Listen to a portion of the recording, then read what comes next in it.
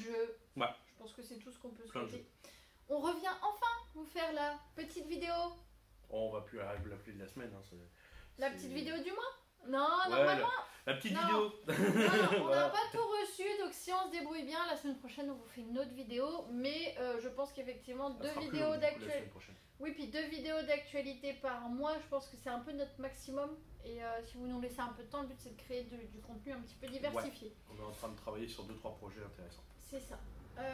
Du coup, ce qu'on va faire, c'est qu'on va vous présenter des nouveautés d'avant Noël qu'on n'a Ouais. pas pu vous présenter. Des nouveautés plus récentes de début janvier. Et puis un petit peu vous parler du réassort et puis de 3 petits trucs à côté. Pour ceux qui n'auraient pas vu la dernière vidéo, puisqu'on a quand même déjà fait une... Non, on l'a fait en 2000... On l'avait Ouais. fait avant Noël. Bon, bref. Du coup, on commence par ce qui était sorti il y a déjà un petit moment, mais qu'on n'avait pas pu vous montrer. Du coup, par exemple, en nouveauté, on a Volto qui... Si j'ai bien compris, c'est une sorte de Qui jeu est- d'échecs modifié. Voilà, alors en fait, nous on avait pu le voir à Paris Ludique, c'est du Blue Orange. Moi j'aime beaucoup parce que c'est du jeu de logique en 1 contre 1. Alors il annonce à partir de 6 ans, je ne l'ai pas encore testé avec Alex, mais Ouais, du coup ce c'est serait une curieux. bonne idée. Vous avez des masques de Venise qui vous sont attribués par couleur, donc un les rouges, un les blancs. Et en Les fait, rôles sont cachés, c'est ça. voilà, les façons de se déplacer, un petit peu comme aux échecs, sont là, mais sont cachées au dos de vos masques. Et du coup, bah, moi, par exemple, si j'ai les blancs, je vais déplacer un de mes pions en essayant de deviner les pions de Laurent, savoir un petit peu les déplacements, en essayant de regarder un petit peu et de mémoriser, mais bon, c'est pas forcément évident. Du coup, ça me fait penser aux échecs, mais avec un petit twist qui fait que bah, on sait pas à quoi Ouais, s'attendre. il y a et donc aussi on peut un petit avantager truc les de, autres. de bluff ou Ouais. ainsi de suite. Donc, ouais, il y a des trucs intéressants. Et du coup, le premier qui se débarrasse des Voltos des autres a gagné. Je me rappelle ils plus annoncent- qu'on l'avait vu à PEL. Ils annoncent 10 minutes la partie. Alors, c'était PEL, c'était vraiment la première présentation du matériel. C'était la fin D'accord, du c'est la proto. première fois. Voilà. Donc, Ok, c'est pour du coup, moi j'aime beaucoup. Jeu à 2, stratégique, à partir de 6 ans. 10 minutes la partie, rapide, efficace. Donc, Volto. Et toujours chez Blue Orange, un des coups de cœur d'Alex Et de moi. et de toi. J'adore ce jeu. C'est Gummyland. Quand j'ai vu que c'était un jeu d'initiation au deck building mais sans cartes, du coup sans la difficulté des enfants à tenir un Voilà, éventail parce de que cartes. les cartes, c'est assez abstrait des fois pour Non, selon puis les même âges. tenir, juste. Oui, aussi. Et des fois il y a Et là, ça. en fait, on joue avec des tuiles. Donc, c'est très très sympa. J'aime beaucoup. Alors ça se joue de 2 à 4 joueurs à partir de 6 ans. Nous on a testé avec des 6 ans, ça marche parfaitement. Ouais. Je pense que si c'est des enfants qui ont l'habitude de jouer, on peut même descendre un petit peu. C'est 20 minutes la partie. Le but du jeu, être celui qui réussit à avoir le plus de gummies en fin de Une partie. petite bestiole toute mimi. On a chacun notre boîte et chacun notre tour, on va aller chatouiller nos gummies. Donc, en fait, on va, avec une plume en bois, on va pousser, en fait, on va pousser une tuile par la sortie de la boîte. Sachant qu'on commence Et en avec fait, quelques voilà. tuiles et qu'on en À chaque achète. tour, on en récupère 2 par le bas. Et celles qu'on achète ou qu'on défausse, on les met par le haut. Et donc, en fait, à chaque fois, il y a un cycle qui se fait. Ça nous fait comme gagner ça. des gummies, mais surtout ça nous fait gagner des ressources à C'est réutiliser ça. parce qu'on récupère 2 tuiles à chaque tour. Le but c'est d'avoir des pommes, des fraises et des citrons pour pouvoir acheter des gummies Voilà, supplémentaires. pour les gummies sauvages, pour pouvoir les récupérer, il y a 4 il faut les appâter avec de la nourriture. Donc, forcément, il faut, avec nos gummies à nous, qui sont dans la pioche, hein, ni plus ni moins, dans notre pioche. dans notre pioche à nous, ça va permettre de pouvoir générer les fruits en question et donc d'acheter les gummies. Il y a 4 piles oui, de c'est ça, gummies il y a 4 et piles. dès qu'il y en a 2 de vide, la partie s'arrête. Donc rapide, efficace, ça fonctionne Voilà. bien. C'est une bonne initiation au deck building Et effectivement. il y a un mode évolutif dans la mesure où Qu'on il y a n'a un pas mode testé. aventure qu'on n'a pas encore testé avec Alex. Avec des pour l'instant, contenus à on ouvrir fait tourner le Dans jeu de des base. petites enveloppes. Voilà, en fait, c'est des petites boîtes dans lesquelles se trouvent de nouvelles tuiles avec des nouveaux effets. Donc C'est- moi, j'ai pas encore vu ce que ça donnait exactement, mais je suis très très impatient de mettre la main dessus. En termes d'âge, on est juste avant Zombie Kids, c'est pas mal je Ouais, pense. ouais, on est bon. Bah, Alex, lui, il a vraiment accroché. Parce Oui. que déjà, le Bah, il visuel, est il beau. match, la mécanique est très très simple et efficace. D'ailleurs, ça peut faire une bonne idée de cadeau d'anniversaire si vous êtes invité chez des enfants. Parce qu'on a 25 € la boîte. Le jeu, on peut jouer de 2 à Ouais. 4, mais visuellement, il est très très joli. Et très quali. et puis Les c'est... boîtes qui sont à l'intérieur, il y a déjà les rangements qui sont là. Alors déjà les boîtes sont montées, mais en plus il y a les rangements qui sont fournis à l'intérieur de façon à pouvoir vraiment, on touche à rien, quoi. Une fois que c'est monté, c'est monté. Et on va rester sur du jeu enfant pour celui-ci. Aussi de nos coups de cœur, Très Futé Kids.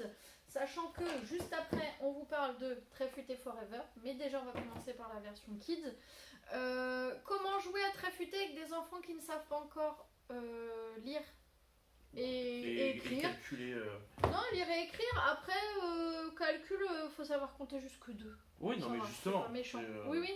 Le principe, vous êtes à un anniversaire et vous devez aller compléter. Donc, vous lancez les dés, comme sur Très Futé, et vous choisissez une couleur parce que c'est vous qui avez lancé les dés. Donc, par exemple, c'est moi qui lance les dés.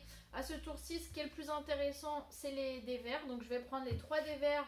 Ça, ils me sont réservés et ils me permettent de cocher dans les verres des cadeaux et des bonbons qui vont me permettre potentiellement après de faire des actions ricochet. C'est-à-dire qu'une fois que j'ai réussi à cocher toute ma colonne ici, j'ai le droit d'aller cocher quelque chose dans le jaune. Si je vais cocher ma deuxième coche du jaune, j'ai le droit d'aller cocher quelque chose dans le vert et ainsi de suite. Donc les étapes se suivent mais sont très claires et très bien construites pour les enfants. Vous avez 4 univers, vous avez le jaune, c'est les ballons, le rouge, c'est les bougies d'anniversaire, le vert, c'est les bonbons, les cadeaux, et le bleu, c'est les gâteaux. Et les gâteaux ont une spécificité, c'est que les gâteaux vont par 2. Donc il vous faut toujours 2 dés sur la face gâteau. Voilà, 2 dés gâteaux. La règle dit qu'on s'arrête dès qu'il y a un univers chez quelqu'un qui est complètement coché. Nous, on a trouvé ça un peu trop court avec Alex, et du coup, on a décidé que quand chacun en avait un univers complet coché, on arrêtait la partie, ce qui nous permet de la faire durer un petit peu plus longtemps. Mais sinon, 15 minutes, avec la règle de base, on y est complètement. Ah oui. Et c'est très joli, efficace, très ludique. Très visuel. Ouais, et puis ça plaît beaucoup aux enfants. Ouais, c'est un bon Roll and Ride pour les tout petits. Ça manquait. Moi, j'en avais pas pour jouer avec Alex. Puis nous, on adore les Roll and Ride déjà de base. Hein, c'est pas pour rien qu'on souvent fait des posts avec Quicks. D'ailleurs, il faut qu'on l'initie à Quicks, parce que je pense que ça y est, il est assez grand. Les Quicks, nous, c'est vraiment un jeu qu'on adore. Moi, je suis totalement amoureux du jeu Kudo, qui est pour moi le Roll and Ride parfait, parce que je peux courir les copains. On a aimé Welcome, on a aimé Trek 12. Là, il y a Row and Write. Ouais, c'est pareil.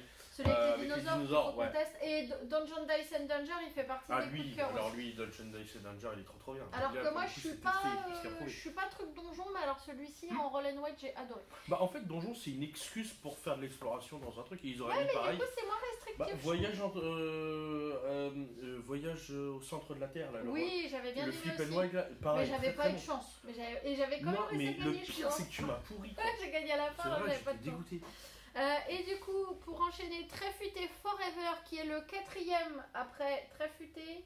Alors, vraiment Très Futé, hyper futé et Très Futé Forever. Ça reste du Très Futé, c'est-à-dire que le but c'est de lancer des dés, de comboter. On joue en simultané sur la même règle. Moi je choisis une couleur, je vous laisse le reste. Vous vous débrouillez avec ça, et le but c'est de faire des bons choix pour qu'on combote au maximum. Voilà, on combote aussi bien par les lignes que par les colonnes dans chaque couleur. Je le préfère personnellement aux 2 et aux 3 que j'avais testé, sachant que, honte à moi, je n'ai jamais joué au jeu de base. Je n'ai testé que le 2 et le 3. Mais j'ai vu dans les critiques que j'ai lues que celui-ci était de l'acabit du premier. Donc du coup, je l'aime beaucoup.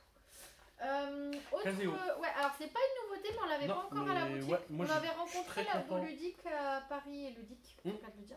Il l'avait ramené à la... Et on avait des amis, coucou Kevin et Claire, qui l'avaient depuis un moment chez eux et qui nous en avaient parlé. Et on avait beaucoup aimé le concept. Le but, lancer des dés. On a des cartes en main. Oui, on a des cartes en main. Le but, c'est de s'en débarrasser. Les cartes, elles sont on prend les dés, on les lance. De motifs et de couleurs. Il y a des dés qui vont nous donner les couleurs qui sont obligatoires sur la carte, et d'autres qui sont interdits sur la carte. Et donc, une fois que tout ça s'est réuni, on pose la carte, et le but c'est de vider sa main au fur et à mesure. Je vous donne un exemple. Là, je lance les dés. Il faut une carte avec du violet et du rouge, mais qui n'a pas le droit d'avoir du jaune et du bleu. Voilà, à partir du moment où on a une carte avec ses obligations et ses interdictions, on est bon, on peut la poser.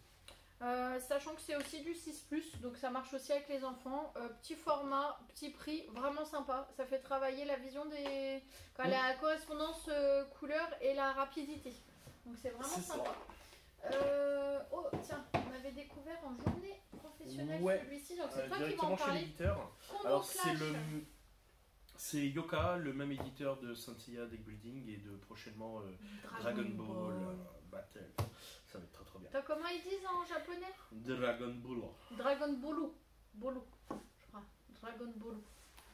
Bref, Combo Clash, l'idée c'est qu'on va avoir des tuiles qu'on va pouvoir poser au fur et à mesure de la partie sur le plateau. Ah, on est sur un univers japonisant, geek, Geek, un peu, un peu dans cet esprit-là. Parce qu'on est que sur des animaux anthropomorphes. Exactement. Donc chaque animal a sa mécanique, enfin sa mécanique, son effet. Son effet et son donc, nombre de points. Et son nombre de points qui me permettent de gagner les points et ainsi de suite. Donc à partir du moment où je pose la tuile sur des bestioles adjacentes, que je fais une ligne de 3 ou 4, je sais. C'est un mélange de puissance 4 et de jeu de combat en fait. Oui, c'est complètement ça. C'est un morpion en mode jeu de combat. Et le but, ça va être de pouvoir moduler non seulement le plateau pour pouvoir faire ce qu'on veut, mais aussi et surtout de gagner le plus de points possible, parce que dès que j'ai une série complète, et je récupère les tuiles en question. Ah, donc ce que tu poses, ça peut servir aux autres et il faut être stratège pour réussir à récupérer les points. C'est exactement ça. Donc très sympa. On a la démo. Il faudrait vraiment que je retravaille les règles parce que moi je l'avais joué avec une version vulgarisée. Avec une version vulgarisée par l'éditeur. Donc il m'avait montré comment fonctionnait le jeu et tout ça. J'avais trouvé ça très très intéressant. Et du coup on a récupéré la démo pour la tester directement à la boutique parce que je sais qu'il y a des joueurs. Lorsque je vais leur faire tester ça, ils vont adhérer. C'est du 2-4 joueurs, à partir de 10 ans, ils annoncent 20 à 40 minutes la partie, c'est plus au niveau du nombre de joueurs. Voilà, c'est ça. Si on est 2, ça va aller très très vite. En 20 minutes, on a fini la game. Par contre, si on est 4, il faut compter 40 minutes. En gros, c'est 10 minutes de plus par joueur. Petite boîte chez Lucky the Game et Arcane Wonder. Alors lui, il est sorti il y a un moment. C'est juste. Mais on l'a pas déjà présenté celui-ci. Je sais plus. Bon, on vous fait peut-être des doublons, mais il vaut mieux deux fois que pas. Donc Bestiole en guerre, c'est un jeu uniquement 2 joueurs de deck building.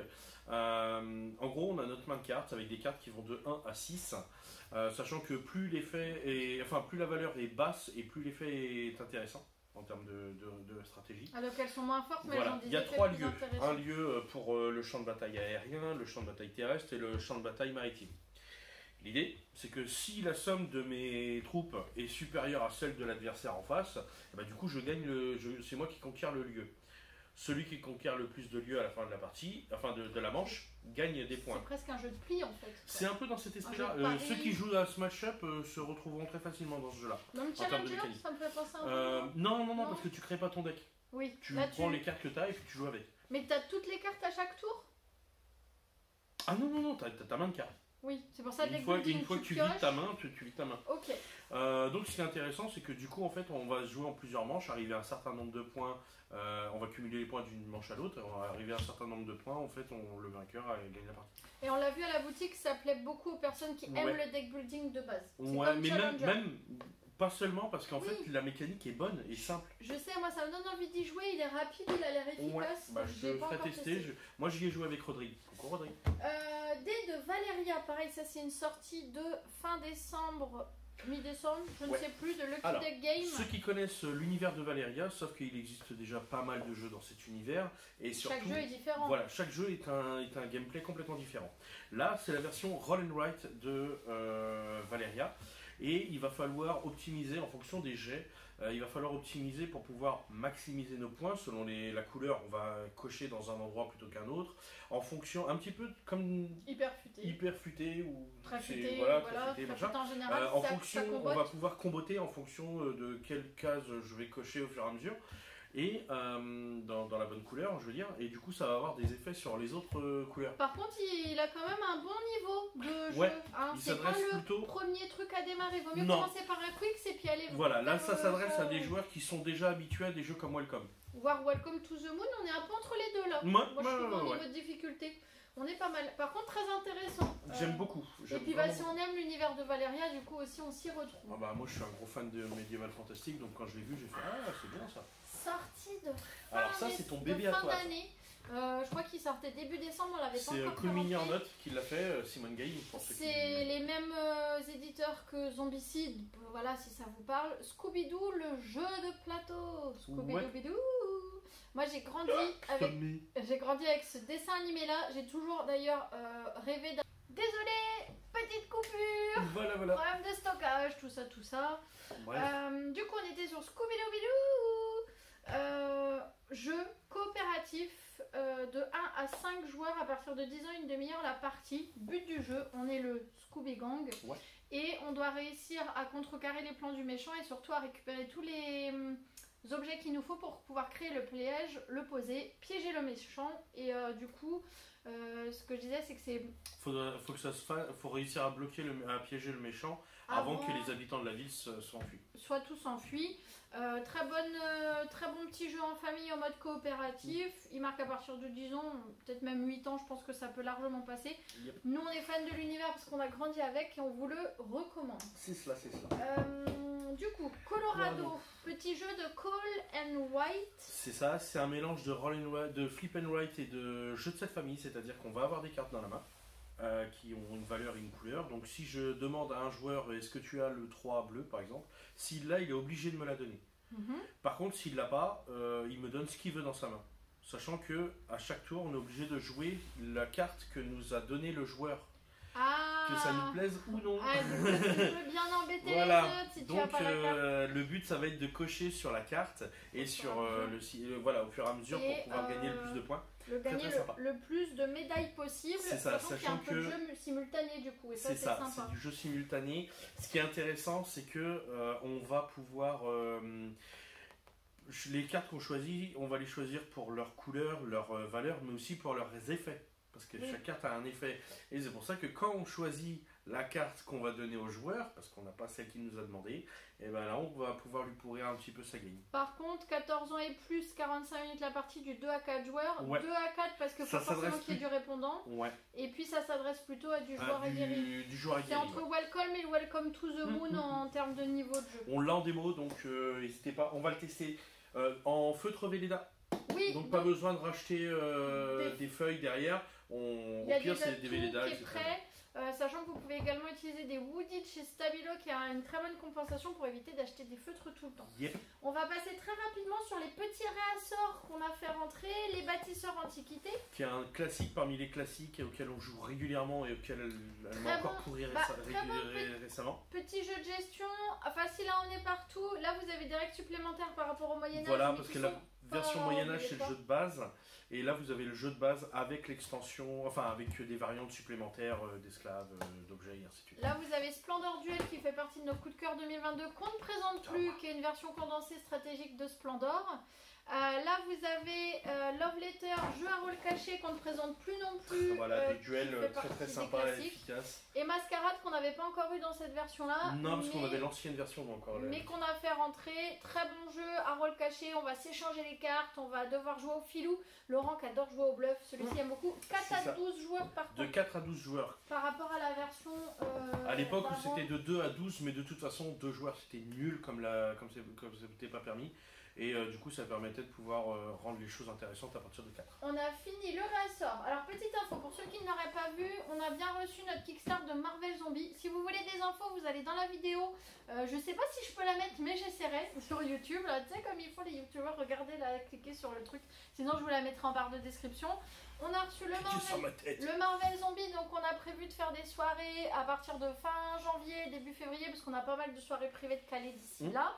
Donc il y a pas mal de demandes qui nous sont demandées dessus. Le seul problème, c'est que le temps nous est limité.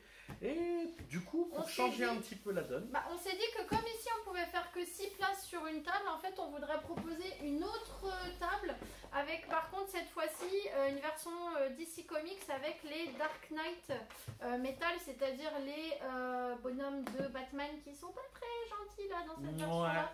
En fait, ce qui est rigolo, c'est que chaque personnage est jouable soit en mode personnage jouable, ou en mode abomination. Et là, tout de suite, c'est pas la même chanson, c'est très très rigolo. Donc surveillez les événements à venir sur Facebook, puisque ça va arriver incessamment sous peu, mais on ne sait pas à quelle date. Autre info, et après on aura fini. Game Workshop a démarré à la boutique. Vous avez un réel que vous pouvez trouver, qu'on s'est amusé à faire, qui le présente bien, sachant qu'à la base on a les best-sellers, mais qu'on peut commander le reste. On peut prendre des précommandes, on peut commander tout le catalogue. On est juste par contre en démarrage, donc on est un petit peu encore en cours de rodage. Mais n'hésitez pas à nous donner vos précommandes sur les produits à venir pour justement nous aider à. Parce que par exemple, il y a la nouvelle gamme de figurines Slave to Darkness qui sont magnifiques en Age of Sigmar et qui arrivent en force. Je le laisse laisse pas trop parler de Warhammer, sinon on en a jusqu'à demain. Autre information, je vais essayer de vous mettre l'image là, pousse-toi un petit peu l'image au milieu. On a créé une étagère avec nos coups de cœur, notre top vente et nos incontournables derrière la caisse que vous pouvez voir. De Lindsay, de Alex et de moi. Voilà, et puis notre top vente, bon il y en a qui migreront un peu d'une étagère à l'autre. Et nos incontournables, les grands classiques. Donc ça vous pouvez la retrouver à la boutique, mais j'essaierai de vous mettre la petite photo. Et puis voilà, je pense qu'on en a déjà dit pas mal. On va vous laisser sur ça. N'hésitez pas à passer à la boutique, nous faire un coucou ou jouer, ça nous fera très plaisir. Ouais. Salut.